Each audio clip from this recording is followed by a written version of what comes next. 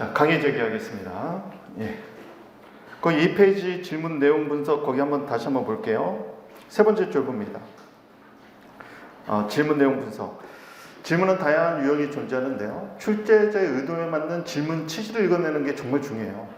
행정법은 다른 법과목에 비해서 쟁점 추출이 어렵다는 평가를 많이 받습니다. 이러한 평가는 쟁점 추출이 실패해서 40점 이하 과락이 대량 발생하는 행정법 시험의 결과를 반영하는 측면이 있고, 그리고 수험생이 행정법을 막연하고 어렵게 느끼는 원인이 됩니다. 뭘 묻는지 잘 모르겠다는 거예요. 쉽게 말하면. 이때 질문에서 쟁점을 추출하기 위해서는 질문 내용의 법률적 분석이 선행되어야 하고, 전 시간에 많이 말했죠. 질문에서 출제자의 객관화된 의사를 추출하는 과정이 필요한데, 그런데 객관화된 의사가 뭔데 도대체? 이게 이제 기출에서 우리가 훈련하는 겁니다. 판례를 통해서 훈련하고. 자, 공통된 언어 소통이 가능하기 위해 합의된 약속이 필요하듯이 주관식 시험에서는 쟁점을 묻는 질문과 관련해서 약속된 합의가 있어요. 숨어있는. 예를 들면 밑에 소송이 유지될 수 있는가, 소송 유지 체크하고, 소송의 유지는 협의 소익을 묻는 질문 형태입니다. 이렇게 약속이 돼 있어요. 그래서 소송 유지는 끝부분 협의의 소의 이익을 묻는 질문 형태예요. 협의의 소의. 그런데 이런 합의된 약속을 무시하는 언어 소통은 단절된 일반적 소통이 되는 것처럼 수험생의 답안지에 현출된 주관적 사고, 선생님 제가 생각할 때 이런 것까지 써야 되는 거 아니에요? 그렇게 가면 안 되는 거예요, 답안지가. 왜냐면 행정법은 다 연관되어 있기 때문에 뭐 한 달이 두 달이 건너면 다 연결되어 있어요, 쟁점이. 그렇다고 무조건 다 쓰면 안 되는 거예요. 그래서 밑에 세 번째 줄, 수험생의 답안지에 현출한 주관적 사고가 객관화된 질문 취지에서 벗어난 경우를 우리가 쟁점 이탈이라고 불러요. 쟁점 이탈. 그리고 여러 쟁점을 물어봤는데 모든 쟁점을 찾지 못하고 본인이 아는 쟁점만을 쓸 때 우리가 쟁점 누락이라고 부릅니다. 엉뚱한 거 쓰면 쟁점 이탈. 중요한 걸 쓰긴 했는데 부수 쟁점을 못 썼다. 그럼 쟁점 누락이 돼요. 그러면 점수를 많이 뺏기는 거예요. 결국 쟁점 이탈이 되지 않는 것, 그리고 부수 쟁점까지 터치하는 것, 이게 고득점의 비결이 됩니다. 넘어가서요. 3페이지 봅니다. 이거는 그 보건행정법 연구소에 가면 아예 이거는 그냥 보세요. 카페에 가입하는 분들은 다음 카페에 있어요. 행정법 연구소. 가면 여기에서 유튜브란이 있어요. 유튜브란에 들어가면 유튜브 공지에 590제 사례 쓰는 법이 있습니다. 이거는 여러분 경제학 끝나고 나면 일순환 들어오기 전에 간단하게 한번 보시면 좋겠어요. 왜냐면 지금 여기서 하는 것보다 여기는 전자칠판에다 띄워놓고 직접 선생님이 이렇게 체크하면서 하니까 오히려 입체적으로 보이는 것이 훨씬 여러분들에게 와닿을 거예요. 아예 그냥 화면에 띄워놓고 제가 하니까. 그래서 이거는 거기서 보시면 되겠고, 이 자료는 꼭 같이 보셔야 돼요. 올해 시험 문제 한번 볼게요. 올해 시험 문제 한번 풀어보고 끝내겠습니다.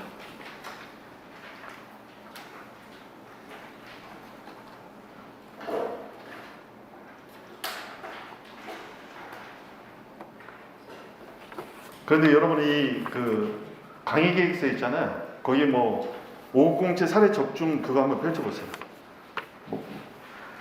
뭐 적중이야 뭐 많이 내면 걸리는 거지 뭐.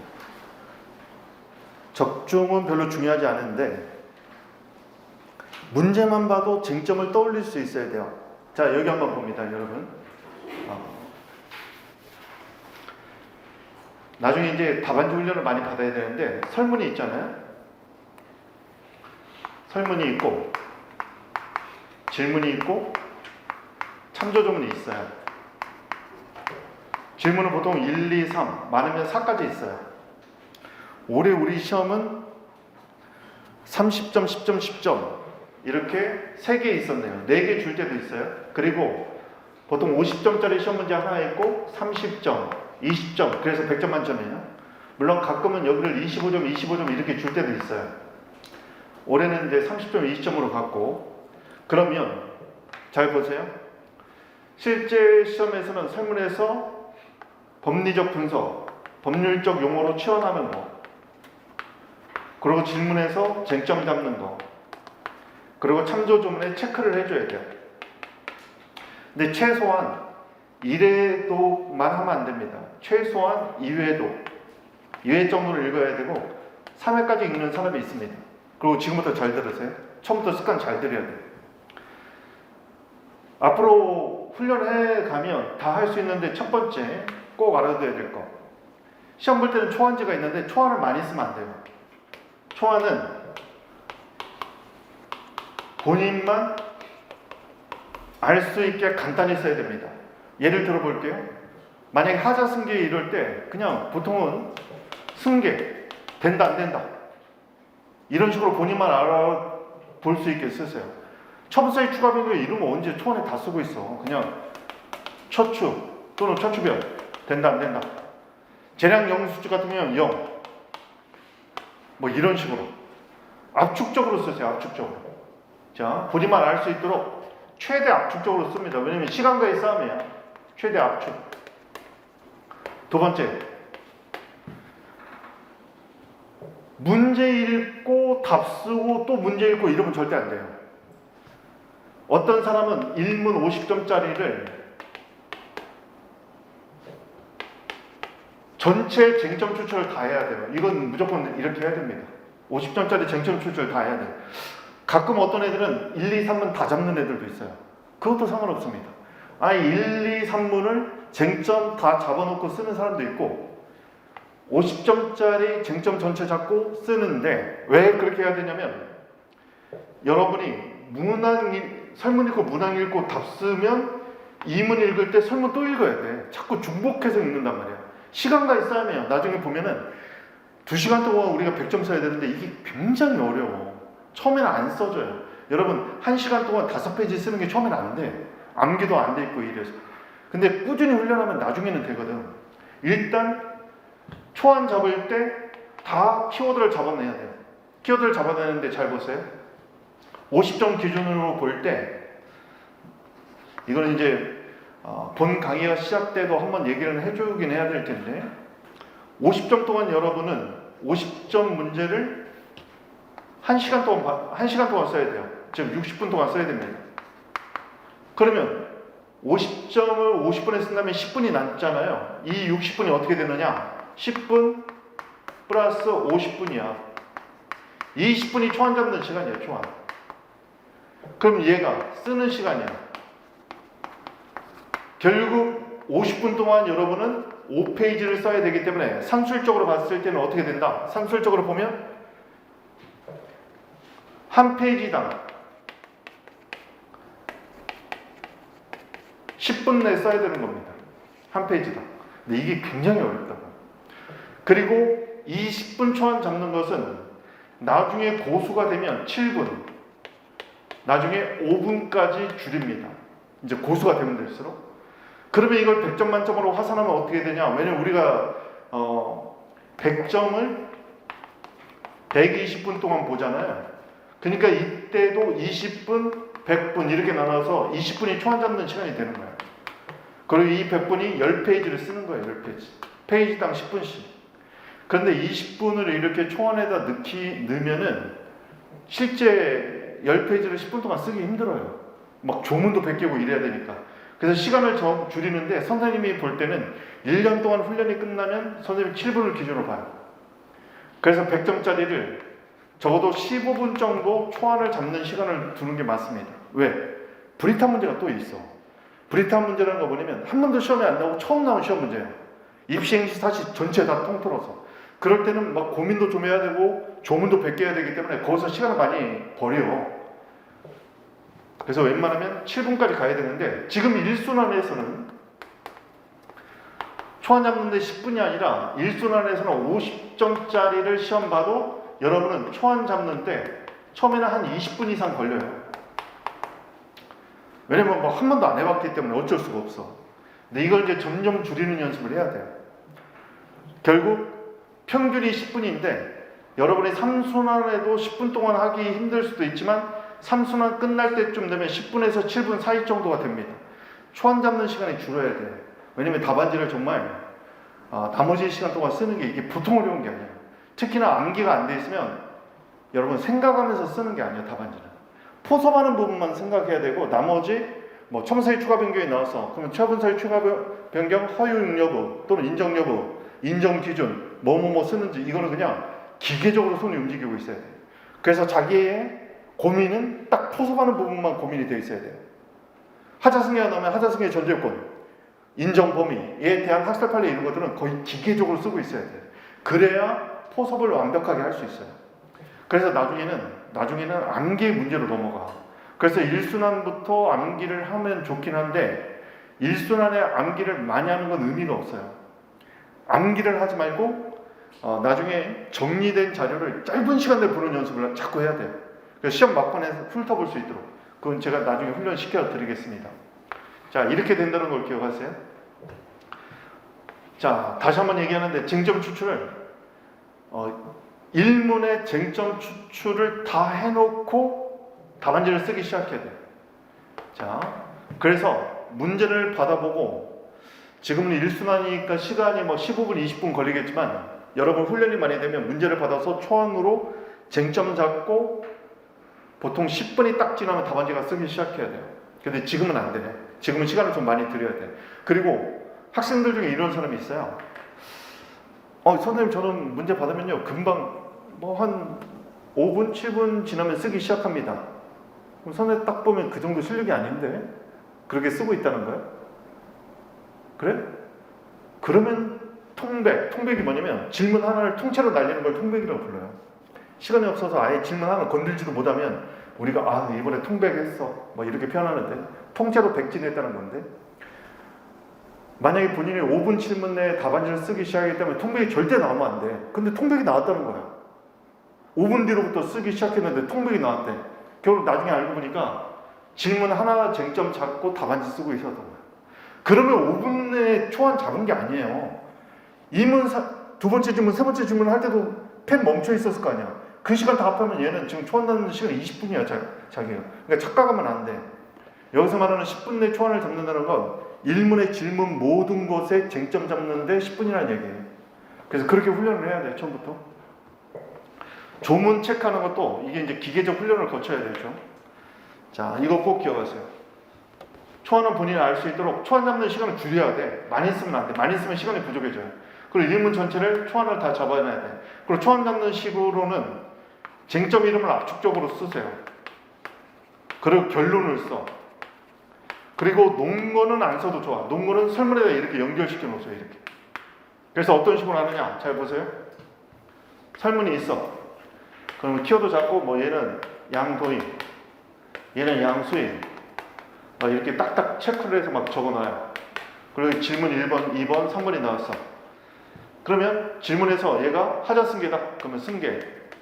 된다, 안 된다, 안 된다, 안 되는 이유 이렇게 연결하는 거예요. 2번은 만약에 첫추변이야. 첫추변. 첨사의 추가 변경. 된다, 안 된다, 된다. 그럼 당초 사유에 예. 기본적 사실관계 동일성이 있다. 이렇게 체크해 놓는 거예요. 이렇게. 이런 식으로 다 체크해 놓고 여기도 무슨 쟁점이 있어. 치유. 뭐 된다, 안 된다. 결론 내리고 참조조문에서 써야 될 부분이 있으면 참조조문에다 이렇게 체크해 놓는 거예요. 참조조문에서 뭘 체크하느냐? 이것도 이제 다 배워야 돼요. 1순환 동안. 체크하는 훈련을 해야 돼. 1조 목적에서는 뭐뭐뭐 찾는다. 이런 것들 이제 앞으로 기계적 훈련이 필요합니다. 자, 그 정도 보시면 되겠고. 그럼 거기 한번 보세요. 그 2020년 590제 접종 사례 거기 박스도 있고 밑에 화살표도 있죠. 이것도 하나 써드리겠습니다. 여기 보세요. 질문을 먼저 읽으세요. 여러분 언자상 할 때도 이러잖아. 질문 먼저 읽는데 질문을 먼저 읽을 때 꼼꼼하게까지는 읽을 필요는 없어요. 대략 질문을 보면서 어느 파트에서 시험이 나왔구나. 그리고 나서 설문으로 올라가요. 그러면 예측 가능성이 생겨. 아, 보니까 행정개혁 파트에서 시험이 나왔네? 그리고 위로 올라가는 거야. 그리고 질문만 봐도 쟁점이 사실은 80%까지는 찾을 수 있어요. 그걸 저랑 같이 한번 훈련해 볼게요. 그래서 여러분의 질문에서 쟁점 찾는 훈련이 제일 중요해. 키워드를 놓치면 안 되니까. 그러면 그 자료 있죠? 강의 기획서 그 자료 한번 볼게요. 2022년 550제 1문의 설문 1이네요. 자, 갑은 개발행위 허가의 2차 거부 처분이 2차 거부의 동그라미. 그러면 1차 거부 처분도 있겠네. 보니까 이게 유추가 되는 거죠. 확정된 취소 판결 현관펜.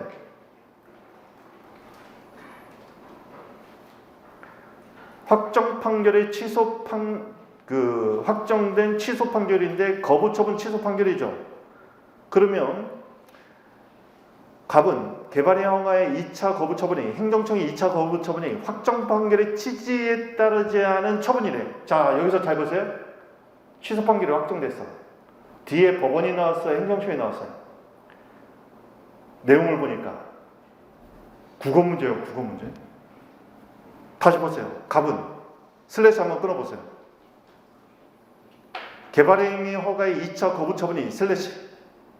그럼 2차 거부는 위에다 줄 빼고 이렇게 적어놓으세요. 행정청. 행정청의 2차 거부 처분이 지금 주어가 빠져있는 거잖아. 거부 처분은 행정청이 하는 거니까. 그러면 확정 판결 이후에 다시 행정청이 거부 처분했다. 그걸 뭐라고 했어요? 아까 공식. 취소 판결이 확정됐어. 그럼 판결의 효력. 뒤에 처분청이 나오면 기속력. 법원이 나오면 기판력이라고 했죠. 지금 행정청이 나왔단 말이야. 줄 빼고 기속력 문제인 거예요. 지금 기속력. 여기서 기속력이 나와줘야 돼. 결국 이 사람은 지금 갑은 뭐라고 주장하냐면 갑은 행정청의 2차 거부 처분이 확정된 취소 판결의 취지에 따르지 아니한 것으로 슬래시. 그럼 이 주장을 바꾸면 뭐냐면 기속력 위반으로 무효다 이런 주장이 되는 거예요. 지금 2차 거부 처분에 줄 빼고 기속력 위반 줄 긋고 판결의 효력에 위반하면 무효라는 건 알아야 돼요. 무효를 주장하고 있어. 그리고 기속력에 줄 빼고 기속력의 효력이 세 가지가 있는데 그 중에서 거부 처분 취소 판결일 때 인정되는 기속력이 재처분 의무 30조 2항 사안은 30조 2항 재처분 의무 위반이 문제되는 사안이에요. 거부 처분이니까. 지금 2차 거부 처분이 나온 걸로 볼 때 취소 판결은 1차 거부 처분이 나왔겠지. 그러면 30조 2항 재처분 의무가 문제가 될 수 있어요. 자, 갑의 첫 번째 주장을 우리가 법리적으로 분석하면 뭐가 되느냐? 갑은 지금 주장하고 있네요. 뭐가? 행정청의 2차 거부 처분이 확정된 취소 판결의 취지에 따르지 않았다. 즉 기속력 위반으로 위법하다고 주장하고 있는 거야. 그래서 그 밑에 행정소송법상 간접강제를 신청했어요. 체크합니다. 현관펜 간접강제 신청. 질문 마지막 겁니다. 신청의 인용 가능성, 인용 가능성의 현황펜. 질문 형태 잘 봐야 돼요. 그러면 신청이 인용되려면 신청권의 요건을 다 갖춰야 되겠죠. 그러면 신청의 인용 가능성에서 핵심은 줄 빼고 신청 요건이라고 적어놓습니다. 자, 해당 질문의 핵심 키워드는 뭐냐? 여기 보세요. 아직 예비 수란밖에 안 들었기 때문에 지금 이해는 10%도 안 될 가능성이 있는데 간접강제 신청은 행정소법 34조에 있어요. 조문은 몰라도 좋습니다. 신청이 인용 가능성이 있느냐? 그러면 간접강제의 뭔지 개념은 나중에 익혀야 돼요. 30조 2항의 재처분 의무를 불이행하면 재처분 의무의 불이행이라는 기속력 위반 시에 할 수 있는 수단으로 34조에 규정되어 있어. 간접강제가. 그런데 그런 간접강제 신청 요건 중에는 잘 보세요. 30조 2항 기속력의 재처분 의무를 불이행해야 돼. 재처분 의무를 불이행해야 되는데 이와 관련해서 이 판례 쓰는 게 여기서는 핵심이었어요. 이런 재처분 의무 불이행을 우리 판례는 재처분을 해야 될 의무를 전혀 행하지 않은 경우뿐만 아니라 얘가 지금 답이에요.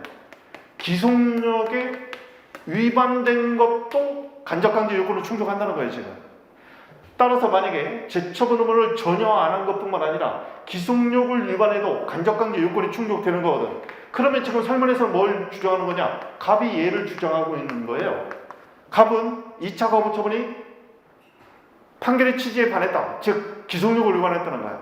기속력을 위반했다는 갑의 주장에 타당하다면 30종 이항의 제처분 의무의 불이행에 해당되는 거죠. 왜? 판례는 이 요건과 관련해서 전혀 안 하는 경우뿐만 아니라 기속력을 위반한 제처분 의무도 전혀 안 한 것과 똑같다는 거야. 그러면 신청 요건을 충족하니까 간접관계는 인용이 되겠죠. 결국 여기서 가장 핵심은 뭐냐? 잘 보세요. 첫 번째는 갑의 주장이 의미하는가가 뭔지 법리적으로 분석할 수 있어야 돼. 확정 판결에 취소 확정 판결의 취지에 반했다. 기속력 위반을 주장하고 있어. 왜 주장해? 우리 판례에 따르면 기속력 위반도 간접강제의 요건을 충족한다고 했으니까. 따라서 결국 이 질문에서 가장 핵심은 이해가 돼버립니다. 결국 기속력 위반이 맞다. 그러면 간접강제 인용된다. 이렇게 가는 거고. 기속력 위반이 아니다. 그러면 인용되지 않는다. 결국 얘가 핵심이 되는 거예요. 이게 바로 쟁점을 찾는 훈련입니다. 질문이 뭘 의미하는지를 정확히 익혀야 되는 거예요. 사실 이 문제는요, 지금 본문을 안 봐도 질문만 보면 질문에서 갑이 주장하는 바와 쟁점의 핵심이 뭔지 사실 다 보이는 거예요, 지금. 이걸 삼순환 끝날 때까지 여러분이 이 훈련을 해야 된다. 근데 이 문제는요, 이 문제보다 더 어려운 문제를 삼순환 때 시험 문제를 냈었어. 올해 삼순환. 밑에 한번 보세요. 우리 삼순환 3회 모의고사네요. A씨는 이 지역이 개발제한구역으로 결정됐다는 이유로 또다시 위사업 신청을 반려했대요. 또다시 동그라미. 승인 신청 반려 동그라미. 반려는 거부죠. 2차 거부 처분이 나온 거예요. 얘도 지금. 반려는 거부니까. 이때 A씨의 새로운 거부 처분은 적법한가? 적법의 동그라미. 결국 판결이 확정됐다는 말은 위에 다른 질문에 있었을 텐데 결국 기속력 위반으로 무효인가를 물어보고 있어요. 그런데 만약 새로운 거부 처분의 근거변경 붙이기, 이건 우리 올해 시험보다 훨씬 어려운 질문 형태예요.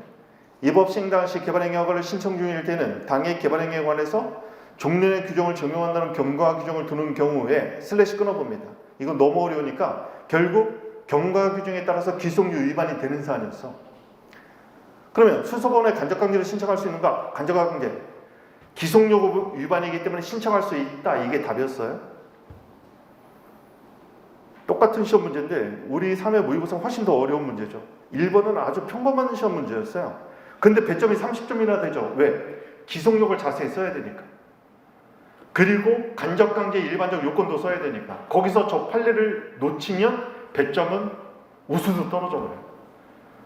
34조에서 말하는 30조 이항의 제처분 의무 불이행은 판례는 전혀 불이행하는 경우뿐만 아니라 기속력에 위반해서 무효인 경우를 포함한다고 판시했다. 이게 반드시 있어야 돼. 답안지. 나머지는 별로 중요하지 않은 거예요. 다음. 설문 3이 나오는데요. 을은 2차 거부 처분을 하면서, 이거는 불이탈 시험 문제였어요. 우리 시험 문제. 을은 2차 거부 처분을 하면서 행정심판 및 행정소송의 제기 여부의 불복 절차에 대해서 불복 절차 체크, 아무런 고지 체크 하지 않았다. 아무런 고지를 하지 않으면 옆에다 줄 빼고 불고지입니다. 고지를 하긴 했는데 잘못했으면 오고지, 안 했으면 불고지예요. 갑은 이를 이유로 2차 거부 처분은 절차상 하자가 있다. 절차상 하자. 위법한 처분, 주장. 옆에 주장은 타당한지 답을 맞춰야 돼요. 주장은 타당하냐? 줄 빼고 X. 타당하지 않다. 왜요? 줄 빼고 불고지의 효과. 줄 긋고 위법 사유 X. 불고지는요, 비권력적 사실행위로서 고지를 행하지 않은 것은 처분의 위법 사유는 되지 않는다는 판례가 있어요. 따라서 불고지의 효과에서 불고지는 처분을 고지하지 않은 것, 불복 공보를 고지하지 않은 것, 이건 위법 사유는 아니다. 결론 나왔죠? 그럼 뭐냐? 심판 제기 기간만 180일로 연장돼요. 그건 아직 몰라도 돼요. 이건 불이탈 문제니까.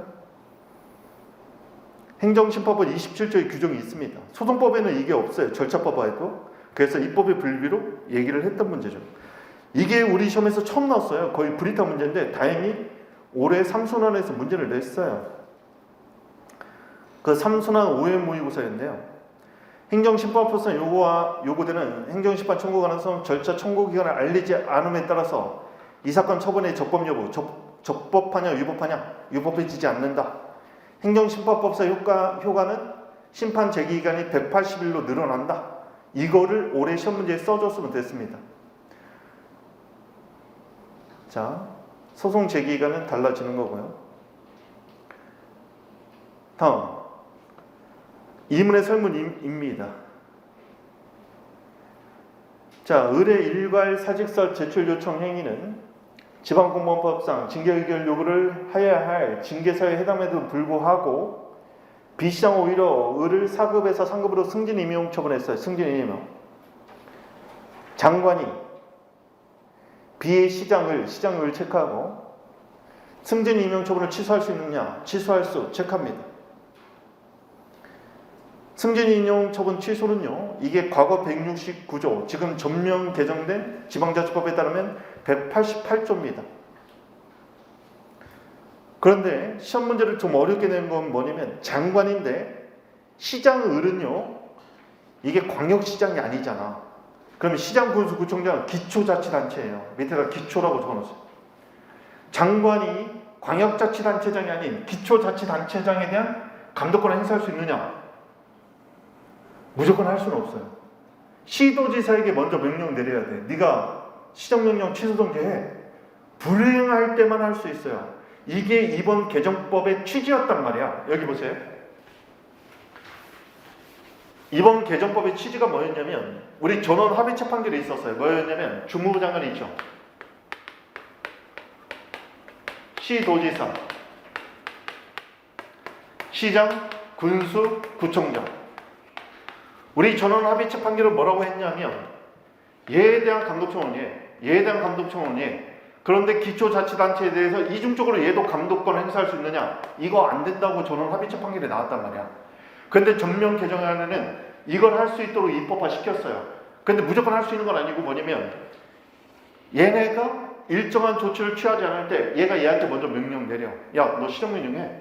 그런데 말을 안 들으면 그때 얘를 대신해서 얘가 직접 할 수 있도록 법에서 감독권을 강화시켰거든. 이게 이번 한 지방자치법 전면 개정안의 특징 중에 하나였어요. 그걸 지금 시험 문제에 냈어. 직접 이건 조문 베끼면 웬만하면 다 썼을 것 같아. 조문 베끼는 문제이기 때문에. 조문에 그렇게 돼 있어요. 188조를 읽어보면. 그 밑에 우리 18회 모의고사 한번 보세요. 장관은 도지사, 여기는 도지사로 냈어요. 우리는. 근데 실제 시험 문제는 한 달에 건너뛴 거죠. 기초자치단체장으로 물어봤어. 갑의 A 개발공사 사장에 대한 연임 조치는 재량권 일탈남용으로서 블로블로 쭉 내려가서 서면으로 시정할 것을 명했는데 시정하지 않자 연임 처분을 취소했다. 여기는 연임 처분 취소. 올해 기출 문제는 승진의 임용 처분 취소. 구도는 똑같습니다. 결국 188조 조문을 쓰는 문제였어요. 그래서 웬만한 문제는 지금 우리 삼순환에서 다 냈던 문제만 나왔어요. 자, 그렇다면 사례 해설 한번 가봅니다. 사례 해설. 사례 나눠드린 거 해설권을 보세요.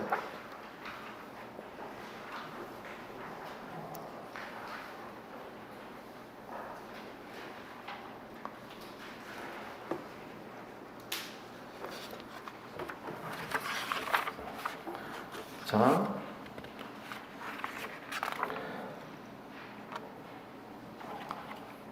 질문부터 한번 보겠습니다. 1번 질문 앞에서 봤죠? 갑은 2차 거부 처분이 주어가 빠져 있어요. 2차 거부 처분은 위에다 행정청 한자만 적어 놓습니다. 갑은 행정청의 2차 거부 처분이 취소된 확정 취소 판결의 취지에 따르지 아니한 것으로 보아 이게 기속용 위반이라고 했죠. 행정소송법상 간접관계를 신청했다. 인용 가능성 이렇게 물어봤죠. 이건 앞에서 이미 설명드렸습니다. 자, 2번 볼까요? 갑은 X씨의 담당과장 체크. 담당과장 법적으로 가능하면 법적으로 가능.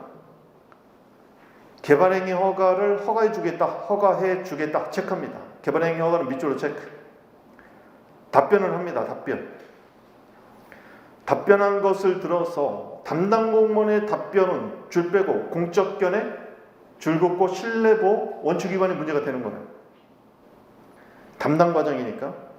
담당 과정은요, 처분청은 아니죠. 그렇지만 우리 판례는 형식적인 권한 분장에 구애되지 않고 실질적으로 판단하기 때문에 담당 과장도 신뢰보호 원칙의 공적견의 표명을 할 수 있는 그러한 지위에 있어요. 문제는 뭐냐면요, 그 밑에 2차 거부 처분을 위법하다고 주장하고 있습니다. 2차 거부, 위법, 주장. 갑의 주장이 타당하냐? 갑의 주장이 뭔지 봐야죠. 뭐예요? 신뢰, 그렇죠. 신뢰에 반해서 위법하다는 주장입니다. 2차 거부 처분의 신뢰보호 원칙에 반해서 위법하다는 주장이에요. 그러면 결국 담당 과장이 법적으로 가능하면 허가해 주겠다는 것이 보호가치 있는 신뢰가 될지 말지가 핵심이 될 겁니다. 그럼 여러분 앞에 보세요. 앞에 보세요. 일단 담당 과정은 공적견의 표명을 할 수 있는 주체 맞다. 이건 써줘야 돼요. 판례. 형식적 권한 분장이 아니라 실질에 의해서 판단한다. 그 말이 뭐예요, 근데? 여러분 잠깐 앞에 보세요. 판례가 형식적 권한 분장, 권한 분배라고 읽어도 돼요. 형식적 권한 분장에 구애되지 않고 실질로 판단한다. 이 말은 뭡니까? 그런 걸 의심의 여지 없이 그냥 단순한 게 하지 말라는 거예요. 여기 봅니다. 신뢰보호 원칙에 공적견의 표명을 할 수 있는 그런 주체가 누구냐? 그랬더니 판례가 뭐라고 얘기했느냐? 형식적 권한 분장, 분배라고 읽으면 돼요. 여기에 구애되지 않는다. 구애되지 않고 실질로 판단한다. 여기서 형식적 권한 분장의 말은 뭐냐면요, 굳이 처분권자가 아니더라도 이런 말이에요. 형식적으로 처분 권한이 누구에게 있느냐? 그게 처분권자잖아요. 처분권자만 공적견의 표명을 할 수 있는 게 아니라는 말을 지금 이렇게 풀어놓은 거예요, 이게. 그러니까 굳이 처분권자가 아니더라도, 시장이 아니더라도 담당 과장, 담당 국장, 담당 공무원이면 공적견의 표명을 할 수 있다는 겁니다. 따라서 주체 요건은 통과가 되는 거예요. 문제는 뭐냐? 문제는 상대방에게 보호가치 있는 신뢰를 줘야 되는데 지금 뭐라고 했어요? 법적으로 가능하면 허가해 주겠다. 여러분, 이게 공적견의 표명일까요? 물론 뭐 공적견의 표명으로 보일 수도 있지만 상대방에게 신뢰를 야기할 만한 공적견의 표명이에요? 이런 말이에요. 저는 5급 공채 꼭 합격하겠습니다. 합격한 실력이 된다면 붙여주겠지. 동업안보하고 똑같은 말 아니에요, 지금? 법적으로 가능하면 허가해 준다는 말이 뭔가 이 사람에게 허가에 대한 신뢰를 부여한 거예요? 법적으로 가능하면 당연히 허가 나오는 거 아니에요? 단순 법률 해석도 아니야, 이거는. 그러니까 여기서는 결국 뭐냐면 신뢰보호 원칙의 공적견에는 상대방에게 보호가치 있는 신뢰를 야기할 만한 공적견을 표명해야 돼. 그런데 지금 여기서는 법적으로 가능하면 허가해주겠다. 그런 말은 누가 못해요? 개발행위 허가 요건을 충족했다면 개발행위 허가해주겠다. 당연한 말 그냥 한 거 아니에요? 그래서 실제 판례는 이것을 공적견의 표명으로 보지 않았어요. 당연한 말을 해준 거란 말이야, 이게. 그러니까 이건 이제 판례를 알면 좋은데 판례를 모르더라도 거의 6페이지 한번 펼쳐보세요. 6페이지 밑줄 현관펜 칠해봅니다. 판례 밑줄. 법적으로 가능하면 체크합니다. 아니, 법적으로 가능하면 승인 처분해주겠다. 너무 당연한 얘기 아니야? 이거는 법령 관계 번역에 따라 검토 후 문제가 없으면 체크. 허가해주겠다는 원론적 답변에 불과하다. 원론적 답변 체크합니다. 바로 이거예요. 법적으로 문제 없으면, 법적으로 가능하면 허가해주겠다. 이거는 무슨 신뢰를 줄 만한 표현이 아니란 말이야. 여기는 승인인데 우리 시험 문제는 지금 허가였죠. 이건 판례 싸움이었네, 판례 싸움. 답은 틀려도 상관없어요. 나는 이거 공적견의 표명으로 보겠다. 그래서 이 말을 믿고 사인의 조치가 있었다. 근데 이건 좀 상식적으로 생각해 봐야 될 거 아니에요. 법적으로 가능하면 허가해 주겠다. 이게 무슨 신뢰를 준 거야? 그럼 법적으로 가능하면 당연히 허가 받는 거 아니에요? 그러니까 이거는 진짜 원론적 답변에 불과한 거예요. 이거는. 어떤 신뢰를 줄 만한 내용이 없잖아요, 지금. 따라서 갑의 주장이 타당하냐? 그럼 뭐라고 써야 돼요? X씨의 담당 과정은 공적인 견해 표명을 할 수 있는 지위는 있으나 법적으로 가능하면 허가해 주겠다는 답변은 신뢰를 부여할 만한 공적 견해 표명이 아니므로 갑의 주장은 타당하냐? 갑의 주장은 타당하지 않다. 이렇게 쓰면 돼요. 자, 3번입니다. 을은 2차 거부 처분을 하면서 행정처벌의 행정소송의 제기 여부에 대한 불복 절차, 형합해, 아브론 고지, 체크, 불고지했다는 거죠. 이런 불고지 때문에 밑에 내려가서 절차상하자, 위법한 처분, 주장이 타당한지, 타당하지 않다 끝났어요. 즉 처분의 적법 요건이 아니야. 고지는 적법 요건일 때만 위법이 되는 거죠. 자, 그 정도 보시고 이제 지금부터 설문 내용 법리적 분석 들어갑니다. 갑은 슬래시 한번 끊어주세요. 갑의 동그라미, 시장을 동그라미 칩니다. 현관표 쳐도 돼요. 보통 시장을이 나오면 얘가 처분권자겠죠. X시에 소재한 자신의 토지 밑줄로 체크. 공동주택 건설 밑줄. 개발행위 허가를 신청했습니다.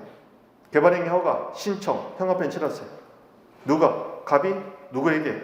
시장을에게 개발행위 허가 신청을 했어요. 왜? 공동주택 지려고, 뭐 원룸 사업 같은 거 하려고 지을 수도 있는 거고. 그런데 을은 시장이죠.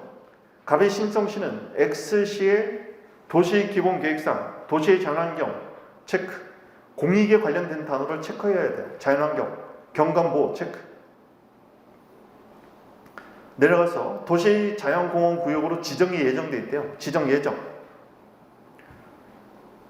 공원에만 동그라미 칠까요? 도시자연공원 구역으로 지정이 예정돼 있다. 구역이 뭐예요? 용도구역, 용도지정. 이거는 도시관리계획으로 결정되는 거죠. 나중에 배울 겁니다. 전체적으로 개발계획이 수립되지 않은 상태에서 개별적 공동주택 입지를 위한 개발행위 허가는 불합리하다라는 이유로 이유의 동그라미. 설문에서 이유 앞은 처분사유가 돼요. 처분사유. 지금 처분사유는 뭐예요? 도시 자연환경 경관보호 개발계획 미수립. 그래서 개발행위 허가는 불합리하다. 개발계획이 수립되지 않은, 거기도 체크합니다. 계획 수립, 않은. 처분사유의 가장 핵심 단어들을 체크해 놓으세요. 이유로 2020년, 자 잠깐 보세요. 날짜가 딱 나오면 밑에 날짜들이 또 나오잖아요. 연이 바뀌는지 보세요. 보니까 2021년까지 가네? 그럼 연까지 다 체크를 해야 됩니다. 연을 체크할 때는 색깔을 바꾸세요. 연도만 나중에 쭉 체크를 해줘야 돼요. 아니면 나중에 위에다 써야 돼요. 2020년 10월 9일 갑의 신청을 거부합니다. 1차 거부 처분 현관펜 쫙. 그럼 1차 거부 처분 시는 언제예요? 2020년 10월 9일입니다. 체크해 놓으세요. 나중에 색깔을 다르게 바꿔줘야 돼요. 이에 갑은 을을 상대로 1차 거부 처분 취소송을 제기했어요. 그리고 법원은, 자 법원 체크. 1차 거부 처분이 1차 거부 체크. 구체적이고 합리적 근거가 없대요. 합리적 근거 없이 거기는 밑줄 내지는 가로를 묶어줍니다. 가로 또는 밑줄. 합리적 근거 없이 갑의 신청은 불허한 것으로서 일탈남용이다. 일탈남용 체크. 체크하면 형합에 칠하세요. 그래서 갑의 청구로 인용하는 판결을 했다. 인용 판결 체크. 그러면 갑 승소죠. 원고 승소 판결이 나왔어요. 이때 취소 판결을 확정 체크하고, 판결이 확정되면 판결의 효력의 문제로 넘어갑니다. 기억하세요. 취소 인용 판결이 확정됐으면 판결의 효력인 기속력 아니면 기판력이야. 처분청이 문제가 되면 기속력, 후속 법원이 문제가 되면 기판력이 문제가 돼요. 확정되었고 사실심 변론 종결일 체크.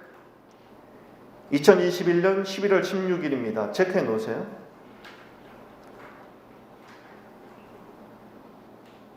1차 처분시는 2020년 10월 9일, 사변종, 사실심 변론 종결시는 1년 넘어서 2021년 11월 6일입니다.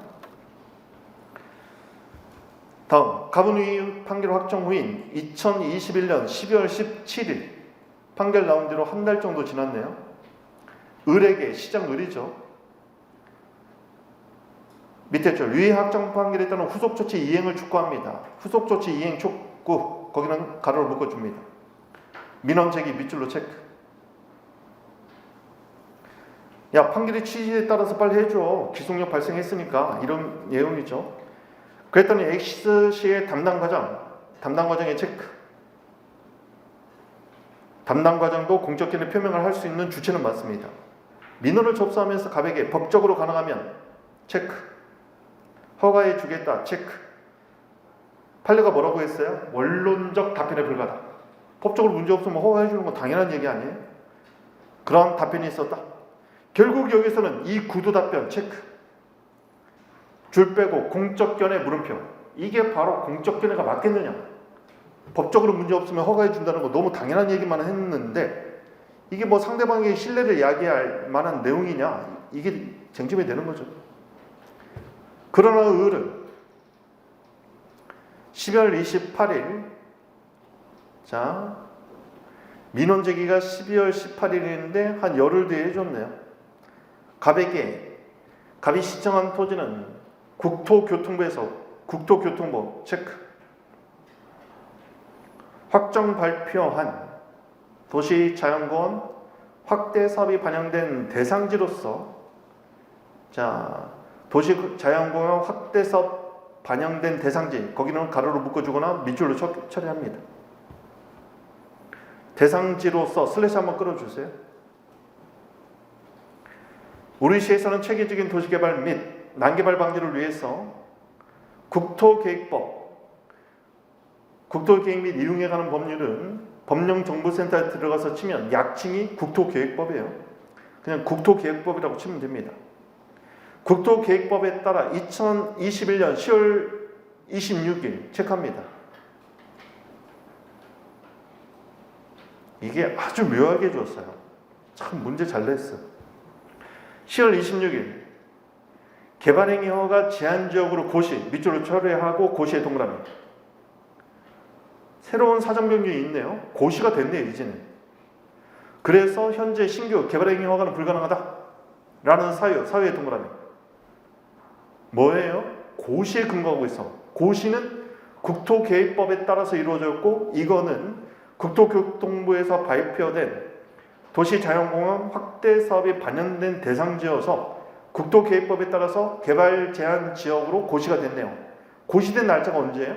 2021년 10월 26일. 사변종하고 연결해 봅니다. 사실심 변론 종결시 2021년 11월 16일. 처분시하고 연결해 보세요. 10월 9일. 자, 여기 보세요. 2020년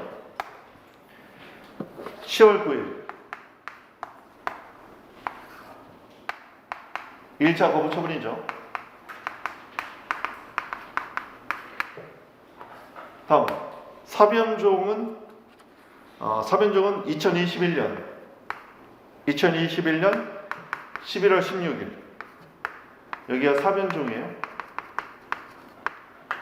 그런데 고시가 언제 되어 있어요? 고시 2021년 10월 26일 고시가 됐습니다. 그리고 나서 나중에 뒤에 2차 거부 처분이 나오죠. 사유로 갑의 개발행위 허가를 불허가는 2차 거부 처분이 나왔다. 2차 거부 처분 체크합니다. 이건 2021년 12월 28일 날 나왔다고 나왔어요. 2021년 12월 28일입니다. 2차 거부.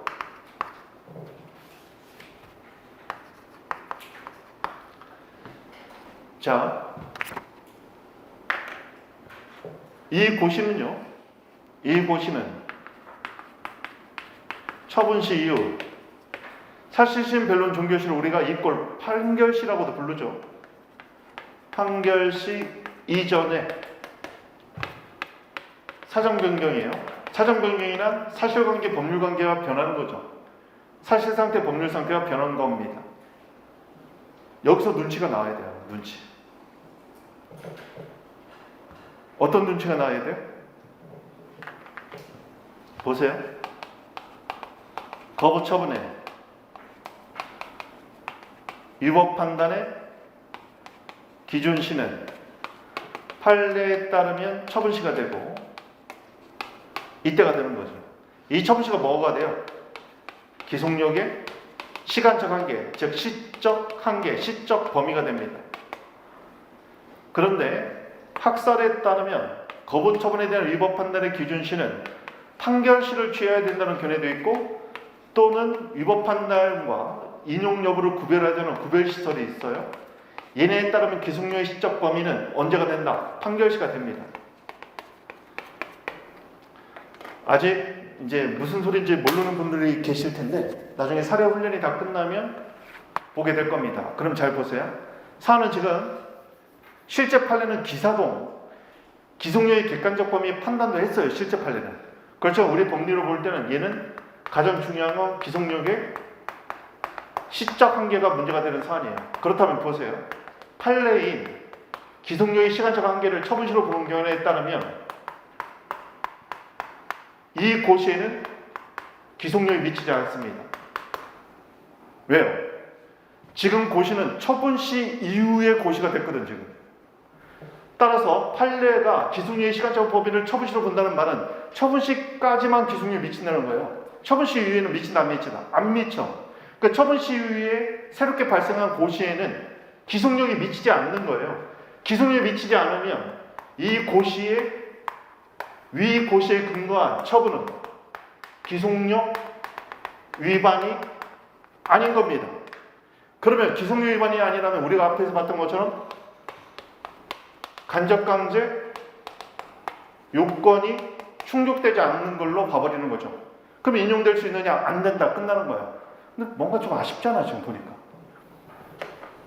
학자들은 이런 경우에 판결시설, 구별시설을 취한단 말이죠. 그러면 고시에는 기속력이 미칩니다. 그러면 고시에 근거한 처분은 기속력 위반이 됩니다. 그러면 간접강제 요건을 충족한다. 이렇게 가는 거예요 지금. 이게 만약에 변호사 시험에 나왔다면 판례만 쓰면 돼요. 변호사 시험은 소장을 쓰는 시험도 같이 있어 주관식에. 그러니까 철저하게 판례로 갑니다. 근데 우리는 안 그래요. 우리 5007에서는요 학설을 많이 쓰는 게 아니라 학설에 따라서 기속력 위반인지가 결정되고 기속력 위반인지에 따라서 간접강제 요건이 충족되는지 안 되는지가 결정된단 말이야. 이거를 이런 결론의 차이, 이게 뭐라고 했어요? 이게 논의에 뭐가 된다? 실익이 되는 거예요. 실익. 이걸 짚어준 답안지가 좋은 답안지가 됐을 거란 말이죠. 이 부분. 이 부분을 강조한 답안지가 선호해볼 때는 고득점 답안지가 됐을까요? 이 부분을 짚어주는 답안지가.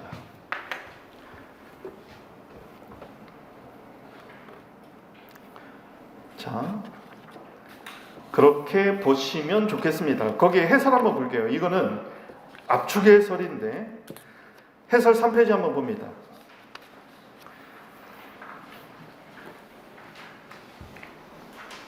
자, 잠깐 앞에 보세요. 여러분. 답안지 쓰는 법은 그 전자칠판에다 제가 띄워놓은 거 있으니까 그걸로 참조하시고 지금 이 자료를 잘 분석해서 자기 걸로 받아 안 넣으세요. 왜 잘 분석하라고 얘기하냐면 그렇게 선생님 가르쳐 주는데도 목차를 못 쓰는 사람들이 있어. 근데 목차를 왜 못 쓰는지 선생님 볼 때는 이거 목차 이거 선생님 이렇게까지 얘기했는데 엉터리로 쓰는 사람들은 정말 자기 자신의 인생에 대해서 한번 돌아봐야 돼. 얼마나 고집이 강하면 이게 안 바뀌어요. 이렇게 간단하게 가르쳐 주는데 보세요. 큰 목차는 항상 뭐 쓴다? 그냥 질문 형태를 써. 그럼 중간 목차에는 뭐 쓴다? 쟁점 이름을 써. 그럼 여기서 이제 문화판금 쓰면 되잖아요. 이게 왜 제일 좋냐면 질문에 따른 쟁점을 잡았고 소결의 결론을 제대로 냈는지 교수는 이것만 딱 보면 가장 답안지 보기가 편하거든. 자기 입장에서. 내가 질문한 거 쟁점 제대로 잡았네? 답 제대로 판례? 관련 판례 썼네. 소개를 잘 했네. 보세요. 결국 여러분이 평소에 해야 될 건 뭐냐면 쟁점 이름하고 판례를 암기하는 거지. 학살이 이런 건 나중에 눈에 발라버려. 결국 질문에 따른 쟁점은 뭐고 관련된 재판 실무의 판례는 이러이러한데 그럼 결론이 이렇게 나온다. 그럼 답을 맞춘 거야. 점수 못 깎아요, 이러면. 그러면서 소개를 풍부하게 했다. 그럼 고득점이 나오는 거야. 학설을 풍부하게 쓴다고 점수를 줄 것 같아요? 솔직히 학설을 법원 행실에 아예 학설 쓰지 말라잖아. 판사들이 들어가서 문제 내가지고. 왜요? 요즘 같은 시대에 AI 시대 아니야? 무슨 암기를 테스트하고 있어. 치면 다 나오는데. 중요한 건 뭐냐면 내가 아는 지식을 실제 사례에 대입시켜서 어떤 문제점이 있는지를 그거를 정확하게 핵심을 짚어내는 그 분석력을 보는 게 중요한 거 아니에요? 학설론문을 암기를 많이 한 걸 테스트해서 뭐 할 거예요, 여러분들한테?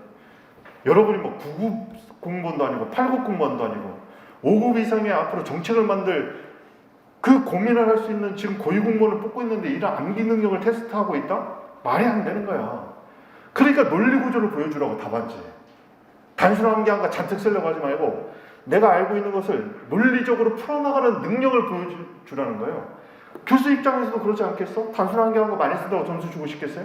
아는 지식을 어떻게 풀어나가는지 그 능력을 보고 싶은 거야. 그러지 않겠어요? 암기한 게 뭐 필요 있어? 요즘 AI 딱 하면 다 나오는데. 테스트하는 게 있어요, 테스트. 법률 문제 던져주고 비전문가하고 그 다음에 전문가하고 또 한 사람이 뭐더라? 그래가지고 AI 조력, 그러니까 한 사람은 AI 조력을 받지 않고 법률 전문가가 사건을 해결하는 거고 한 명은 뭐 법을 정말 아는데 조력을 받는다든가 그리고 한 명은 법을 전혀 모르는데 AI를 통해서 법률 조력을 받아가지고 그 법률 문제 해결하는 걸 테스트하는 게 있는데 AI 조력을 받으니까 비전문가들도 문제를 해결해 보니까 실제로 그게 나왔어요. 마찬가지야 우리도. 뭐 무슨 암기가 뭐 필요해.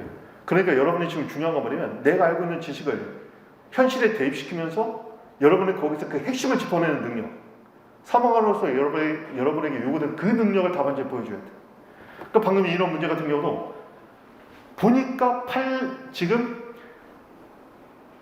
판례에 따를 때하고 예에 따를 때하고 마지막 결론이 완전히 바뀌어버리잖아. 간접강제 신청 인용될까 말까가 완전히 바뀌어버리잖아. 이걸 짚어내야 돼, 답안지. 무슨 말인지 알겠죠? 그리고 목차 쓰는 것은 고민하지 마. 왜? 질문 형태 그대로 쓰면 돼요. 그걸 확인해 봅시다. 3페이지 한번 보세요. 다시 한번 질문 한번 보세요. 갑의 2차 거부 처분이 확정된 취소 판결의 취지에 따르지 아니한 것으로 보아 슬래시 끊어주고 간접강제를 신청했는데 인용 가능성을 검토하시오. 자, 쟁점의 정리를 봅니다. 갑의 신청의 인용 가능성과 관련하여 슬래시 관련하여 앞에는 질문을 압축합니다. 다음 2차 거부 처분이 확정된 취소 판결에 따르지 아니해서 기속력에 반하는지 슬래시 결국 기속력에 반하는 처분에 간접강제 요건을 충족하는지 슬래시 문제된다. 뭐예요? 질문과 관련해서 무슨 쟁점이 문제된다. 이 구도야. 다시 한번 질문과 관련해서 이러이러한 쟁점이 문제된다. 이거 써주는 거야. 더 이상 다른 거 쓰지 마세요. 질문과 관련해서 뭐뭐뭐뭐 쟁점이 문제된다. 다음 로마자 2번 봅니다. 질문 형태 이렇게 그대로 따. 그러면서 조금만 압축하면 돼요. 2차 거부 처분이 판결의 취지에 따르지 아니하였는지 여부. 결국 기속력 위반 여부 일반론 쓰는데 여기는 눈도 안 가. 왜? 단순한 기니까. 넘어가서 결국은 채점하는 사람은 4페이지에 아라비자 3번을 보겠지. 시장을의 2차 거부 처분의 기속력 위반 여부. 왜? 기속력 위반에 현갑했죠. 질문을 패러프레이징 한 거예요. 지금 쟁점으로. 판결의 취지에 따르지 않았다는 게 결국 기속력 위반의 문제가 된 사안이니까. 그랬더니 판례는 뭐래요? 판례 봅니다. 처분청은 종전 처분 후 발생 체크. 처분 후 발생한 새로운 사유. 이건 법령 상태의 변경일 수도 있고 사실관계 변경일 수도 있습니다. 어쨌든 처분에 발생한 새로운 사유로 다시 거부 처분을 할 수 있다는 거죠. 다시 거부 처분 현갑해. 즉 처분 시효의 새로운 사정에 근거해서 다시 거부 처분할 수 있고 그러한 처분도 30조 2항의 판결의 취지에 따른 재처분에 해당된다. 이렇게 판시했어요. 자, 사내 경우 봅니다. 2차 거부처분은 종전 거부처분에 발생한 설문의 날짜 꼭 써줘야 돼. 이렇게 2021년 10월 26일 체크. 이 사건 토지 일대가 개발행위 제한적으로 고시됐다는 것이죠. 이게 핵심이에요. 개발행위가 제한적으로 고시. 새로운 사실을 사유로 한 것으로 기속료에 반하지 않는다. 왜? 기속료에 안 미치는 거죠. 처분시까지만 미치니까 처분시 이후에는 안 미친단 말이야. 자, 판례하고 한번 매칭시켜 보세요. 판례. 처분정은 처분 후에 발생한 새로운 사유. 밑에 사안의 경우 보세요. 종전 거부 처분 후에 발생한 밑에 줄 새로운 사실. 이렇게 판례 키워드가 숨어 있어야 돼. 포섭하는데. 키워드가 이렇게 들어와 있어야 돼. 무슨 말인지 알겠죠? 중원보원이 아니야. 판례 키워드가 포섭할 때 이렇게 들어가 줘야 돼. 그래서 교수가 소결을 읽을 때 판례 문구가 보여야 돼. 소결에. 꼭 기억하세요. 이게 포섭의 삼박자야. 자, 보세요. 포섭의 삼박자는 2차 거부처분 인원 설문 내용. 중요한 거. 판례 키워드.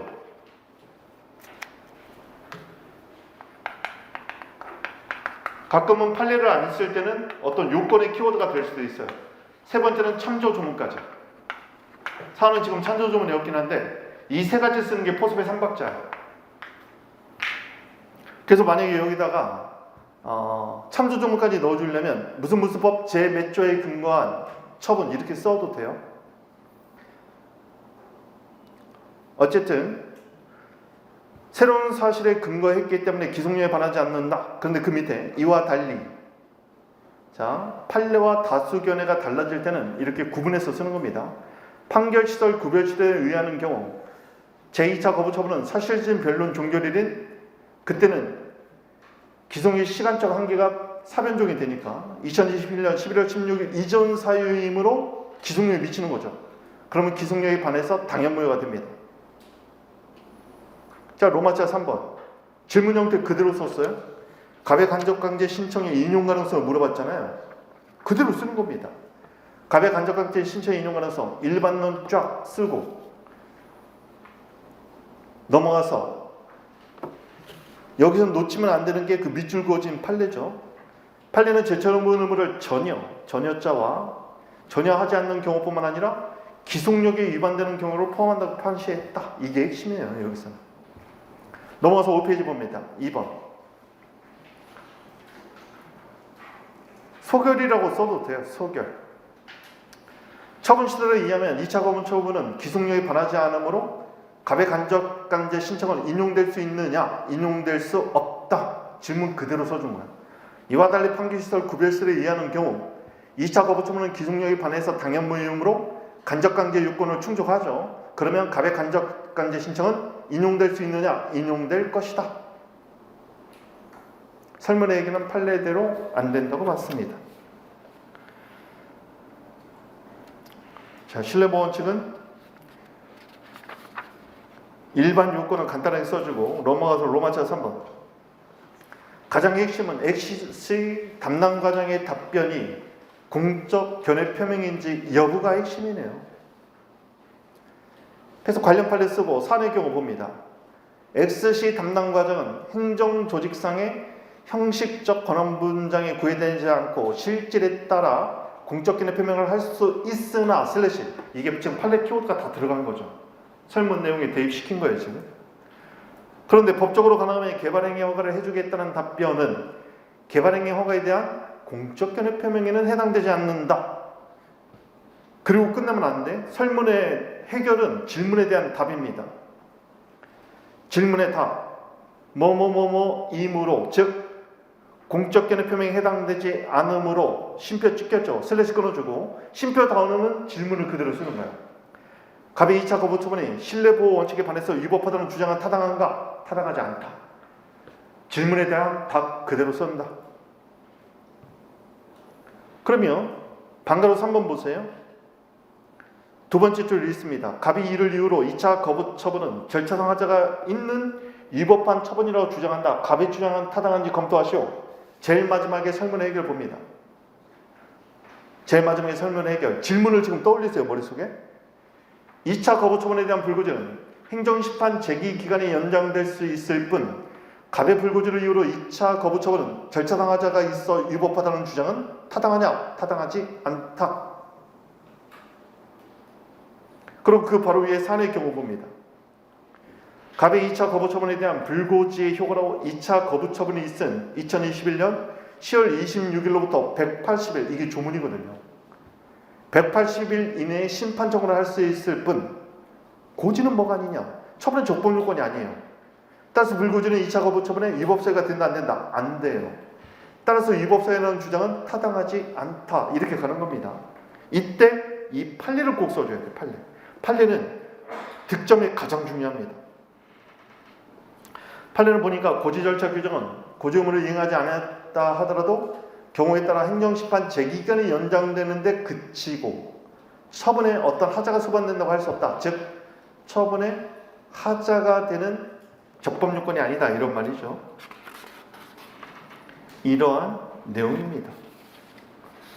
자, 마지막 2문과 3문은 쟁점 찾는 연습만 하겠습니다. 8페이지 한번 보세요. 이거 우리 시험에 한번 나온 거 또 냈어요. 10년 이전에 냈던 문제인데. 자, 체크해 봅니다. A도, 도네요. 광역자치단체죠. A도 B시, 그러면 C는 기초자치단체입니다. 인사과정을 형합해. 신임 시장의 취임 직후 B시에 소속된 모든 4급 이상 공무원 체크. 사직서 제출 요청 체크. A도 B시뿐만 아니라 국가 차원에서도 이런 일이 벌어지고 있죠. 자, 방어를 1번 봅니다. B시 4급 공무원은 갑의 사직서를 제출하면서 공무원 갑 체크합니다. 4급이에요. 자신은 사직의 의사가 전혀 없다는 점을 사직의 의사 전혀 없다. 왜다 비진이라고 부르죠. 진이 아닌 의사 표시를 주장하는 거예요. 비진이 의사 표시. 줄긋고 민법 107조 1항 단선을 주장합니다. 비진이 의사 표시여서 무효다. 이렇게 얘기하고 있는 거예요. 전혀 없다는 점을 을에게 분명히 전달했으나 슬래시. 그럼 을은요, 사직의 의사가 없다는 걸 알았죠. 알았다는 걸 법학에서는 악이라고 불러요. 악이. 선의가 아니라 악입니다. 분명히 전달했으니까 알았겠네요. 근데 사직원을 수리했어요. 의원면직 체크. 자, 의원면직은 원하는 의사에 의해서 면직시킨다. 의원면직은 밑에다 적어놓습니다. 쌍방적 VA. 쌍방적 행정행위예요. 강제 면직이 아니거든. 원하는 의사에 따른 면직이니까 상대방의 신청이 반드시 필요해요. 이런 걸 우리가 쌍방적 행정행위라고 하죠. 이게 법리적 분석이야. 그러면 얘가 쌍방적 행정행위면 사직원 제출, 줄 빼고 처분행위 요건이 되는 사인의 공법행위, 이걸 줄여서 우리가 행위, 요건적 공법행위가 되는 거예요. 사직원 제출은 행위 요건적 공법행위, 즉 사인의 공법행위 중 행위 요건적 공법행위고 이에 근거한 의원면직 처분은 쌍방적 행정행위입니다. 이게 왜 중요해요? 이순환 때 뭐 다시 하겠습니다만 여기 보세요. 사직원 제출이 행위 요건적, 여기서 행위는 처분행위 얘기하는 거예요. 행위 요건적 사인의 공법행위입니다. 처분행위의 요건이 되는 거예요. 사인의 공법행위가. 그리고 얘가 쌍방적 행정행위입니다. 왜 문제가 되냐면 쌍방적 행정행위 개념은 뭐예요? 그래서 개념이 중요하다고 계속 강조하는 거예요. 쌍방적 행정행위는 상대방의 신청이나 동의를요 필수적 요건으로 해요. 그렇지만 처분이기 때문에 일방적으로 결정됩니다. 일방적으로 결정되니까 처분은 맞는데 상대방의 신청 동의를 필수적 요건으로 해요. 여기서 필수적 요건으로 한다는 게 뭘 의미하느냐, 그걸 아는 게 중요하죠. 필수적 요건으로 하기 때문에 만약에 신청 동의가 무효가 돼버리면요, 신청 동의가 없으면 얘는 무효가 돼버려요. 이게 쌍방작 행정행위 개념 표지야. 상대방의 신청 동의를 요구하는 행정행위입니다. 만약에 상대방의 신청 동의가 없으면, 없다는 말이 무효잖아요. 신청 동의가 없으면 처분 자체가, 행정행위 자체가 무효가 돼버려요. 그러니까 지금 상대방은 행위권적 공법 행위로서 사직원 제출이 비진이다. 비진이 의사표시로서 무효라고 주장하고 있는 거야. 행위요건적 공법행위에 이 사인의 공법행위가 무효가 돼버리면 신청 동의가, 즉 신청이 무효가 돼버리니까 의원면직 처분 자체로 무효가 돼버리는 거야. 그래서 이 법리를 쓰는 게 중요한 거야. 무슨 말인지 알겠어요? 물론 여기서 가장 핵심 쟁점은 비진의사표시 무효 규정인 민법 107조 1항 단서가 적용될 수 있느냐, 적용 여부, 판례에 따르면 안 된다. 그러면 단서가 적용되지 않으면 본문에 따라서 상대방이 비진의사표시를 알았더라도 유효. 그러면 의원면직 처분도 유효. 이게 결론이에요. 근데 이거는요, 이 시험 문제는 보세요. 기출을 공부를 했다면 똑같이 나왔거든요. 이거 우리 시험에. 여군이 복무현장 신청 관련해서 민법 107조 1항 준용 여부 우리 시험에 나왔어요. 5907. 그러니까 기출을 공부한 사람은 그냥 거저 먹는 시험 문제야. 문제는 뭐냐? 이런 시험 문제가 나오면 이제 기초 실력이 드러나. 자, 민법 107조 1항 단서 준용 여부 이거 못 썼다. 이건 과락. 이 문제만 딱 놓고 봤을 때 과락 실력이야. 이 쟁점 자체를 못 찾았어. 이게 메인 쟁점이니까.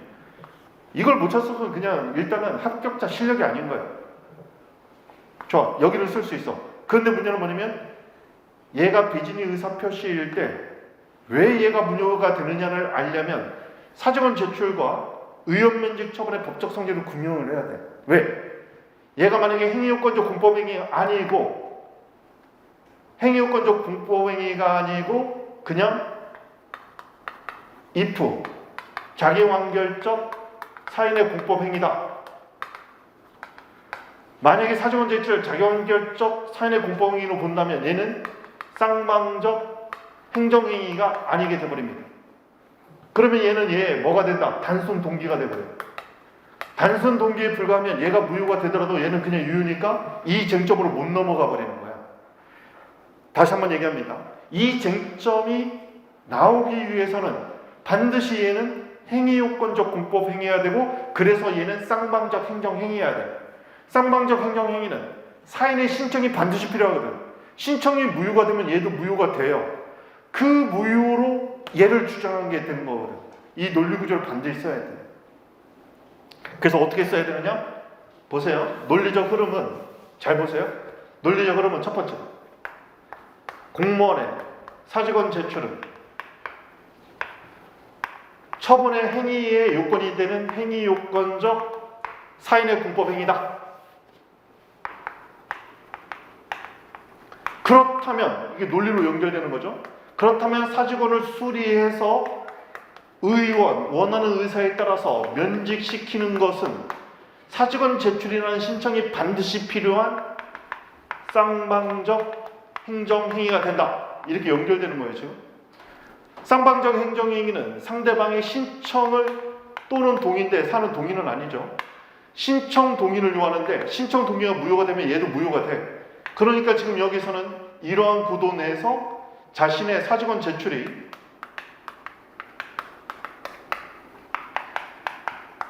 나는 사직원 의사가 없다는 걸 명백히 알렸어요. 그럼 이건 비진의 의사표시인데 비진의 의사표시에 관련해서 상대방이 알았거나 알 수 있다면 무효로 간다는 민법 107조 1항 단서 무효 규정을 지금 주장하는 거예요.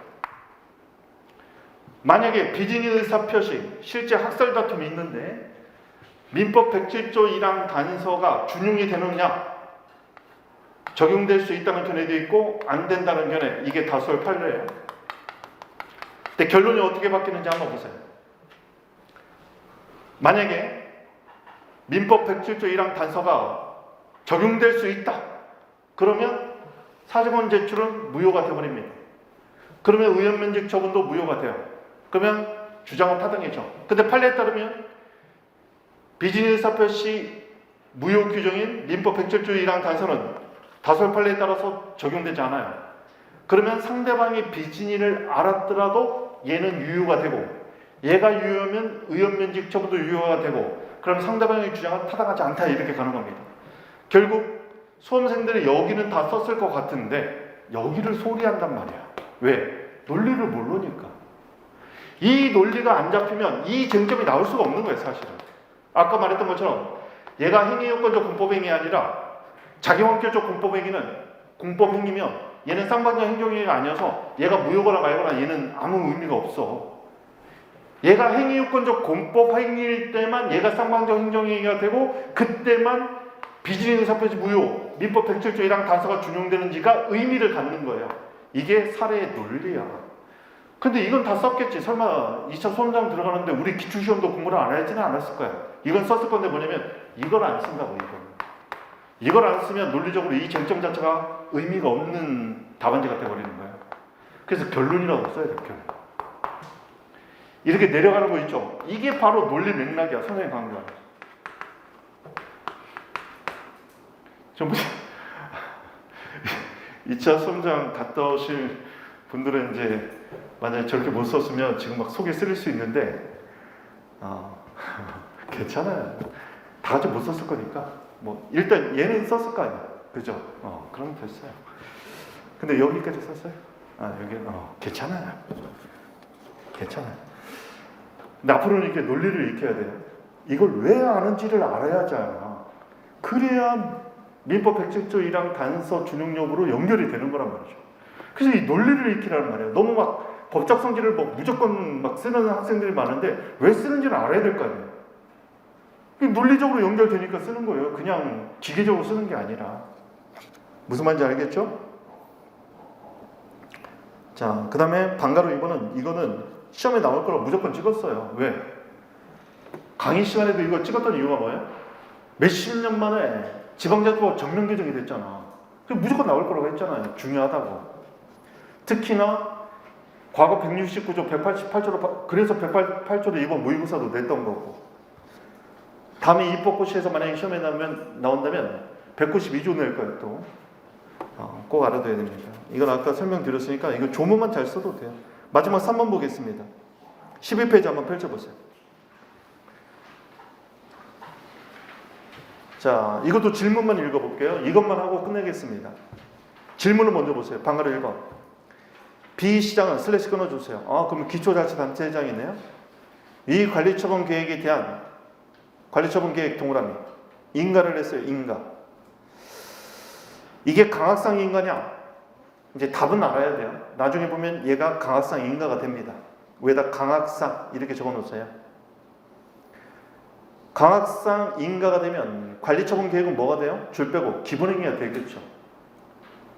강학상 인가의 앞에 있는 행위가 기본행위가 된단 말이야. 그러면 이의 조합원 을은 슬래시 끊어주고 조합원 갑의 동그라미 칩니다. 위 관리처분 계획의 위법을 이유로 슬래시 끊어주고 이유 앞에 관리처분 계약 위에다 다시 한번 기본행위.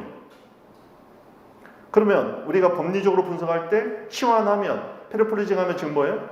관리처분 계획이라는 기본행위의 위법 하자를 이유로 그 밑에 인가처분 자체를 다툴 수 있느냐? 결론 뭐예요?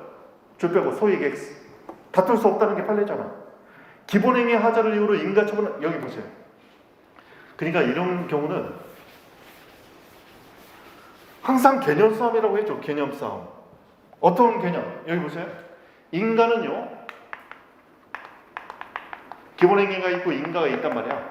지금 사안은 기본행위로서 관리처분계획이 나오는데 이 조합에서는 관리처분계획이 중요해요. 이거에 따라서 내가 분양받는 아파트가 달라진단 말이야. 얘를 강화성 인가로 봤어요. 그러면 강화성 인가의 개념이 뭐예요? 개념 표지. 기본행위 효력을 어떻게 할까? 기본행위 효력을 보충해서 완성시킨다. 그래서 보충행위에 불과한 거예요. 보충행위에 불과하기 때문에 인가는요, 적극적 효력이 없어. 그래서 기본행위 내용을 수정할 수 있는 수정행위가 안 돼요. 얘는요, 그냥 얘 효력을 완성시켜주는 보충행위에 불과해.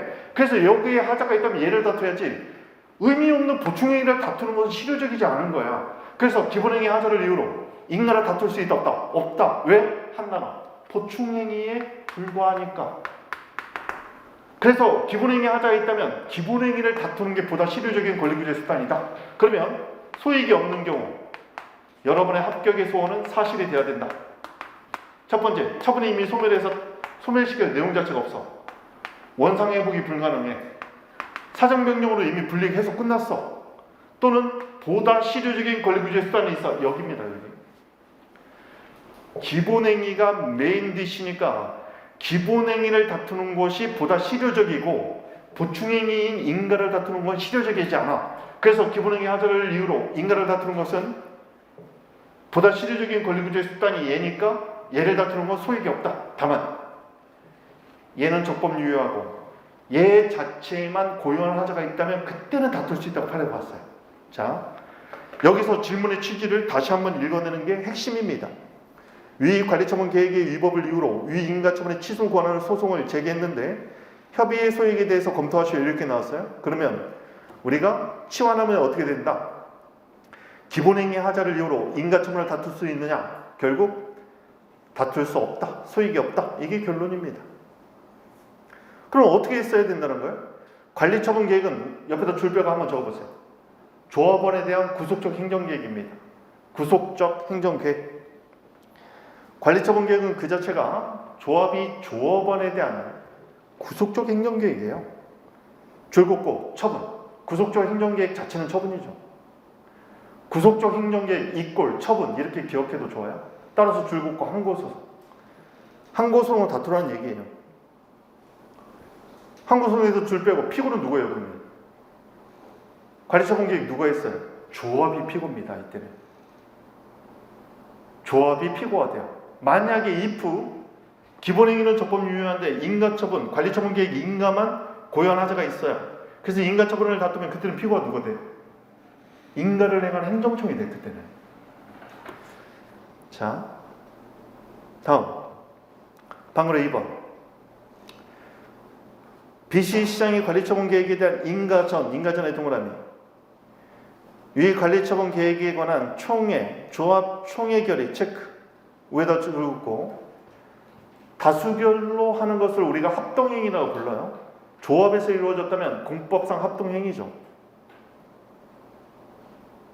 인가전 공법상 합동행위를 다투는 방법 단독행위가 아니라 합동행위 또는 계약은 당사자 소송이죠. 줄 빼고 공당사.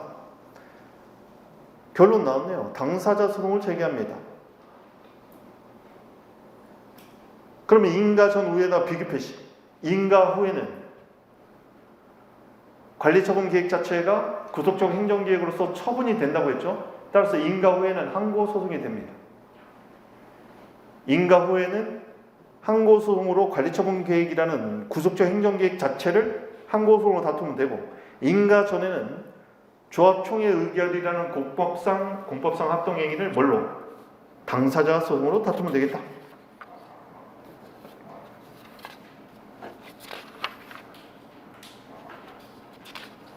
자, 거기까지입니다.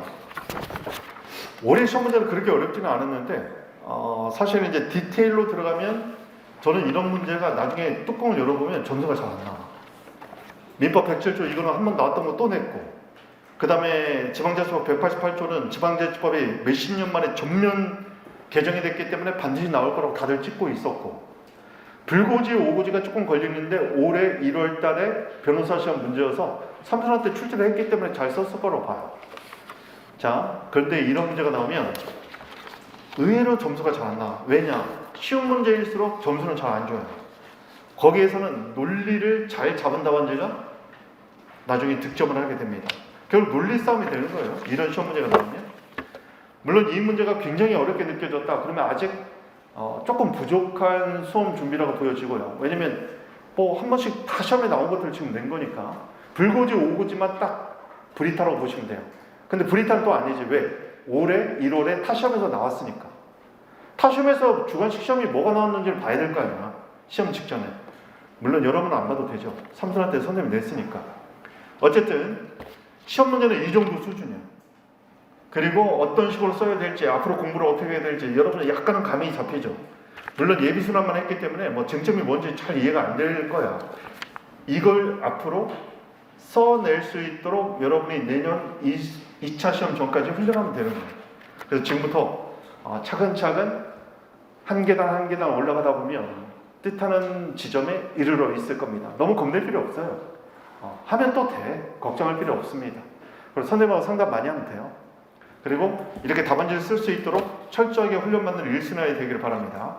그래서 1년 만에 합격 점수를 맞을 수 있도록 여러분이 뜻하는 바 수험 계획이 잘 설정되기를 진심으로 바랍니다. 오늘 특강을 이것으로 마치겠습니다. 수고하셨습니다. 고맙습니다.